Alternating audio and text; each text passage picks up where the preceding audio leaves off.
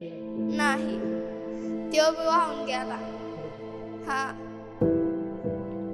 आपण बघतोय ही पल्लवी नावाची छोटीशी मुलगी आहे, पल्लवी भावले नावाची. हे खामगाव आहे बीड जिल्ह्यातलं. तिचे वह्या पुस्तकं वाहून गेले म्हणून तिला अशा पद्धतीनं तिचे अश्रू वाहत आहे आणि तिला मदतीची अपेक्षा आहे. तिला 6वीची पुस्तकं हवी आहे, कारण पुस्तकं तिला हवी आहे. शाळेत जायचं आहे, दप्तर तिचं राहिलेलं नाही आहे. हे दप्तर खराब झालं आहे. जे दप्तर ती शाळेत घेऊन जाते ते वाहून गेलेलं आहे. तिचे पुस्तकं वाया सगळं भिजून गेलंय. जे होतं ते वाहून गेले. कपडे पूर्णतः या पुराच्या पाण्यात वाहून गेले. बूट वाहून गेलेले आहे. त्यामुळे या छोट्या मुलीला जी मदत पाहिजे सरकारकडनं, ती मदत फक्त शाळेत जाण्यासाठी हवी आहे. खरं तर कुठल्याही मॉलमध्ये तिला जायचं नाही आहे, शॉपिंगला जायचं नाही आहे, त्यासाठी ती मदत मागत नाही आहे. तर तिला फक्त आणि फक्त तिचं जे पुराच्या पाण्यामध्ये वाहून गेलेलं साहित्य आहे ते घेण्यासाठी तिला पैसे हवे आहे. आणि पुराच्या पाण्यामध्ये तिचं जे साहित्य वाहून गेलं ते नव्यानं मिळाल्यानंतर ती तिच्या शाळेत जाऊ शकेल.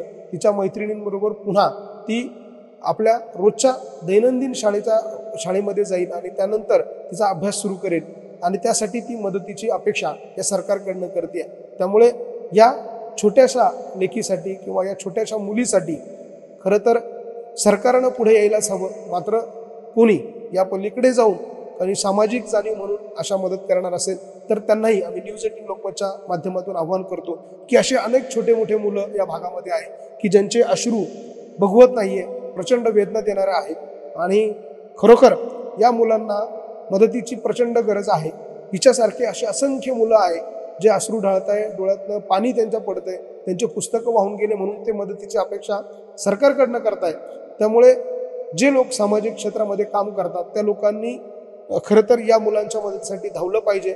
असे असंख्य मुलं या बीड जिल्ह्यामध्ये आहे की त्यांना शालेय उपयोगी साहित्य घेण्यासाठी आर्थिक मदत हवी आहे. त्यामुळे न्यूज 18 लोकमतच्या माध्यमातून मी आपल्याला आव्हान करेन की आपण सगळ्यांनी अशा या गरजू मुलांसाठी पुढे यायला हवं. माझा सहकारी व्हिडिओ जर्नलिस्ट हेमंत बागुलसह मी लक्ष्मण गाठोड, न्यूज 18 लोकमत, बीड.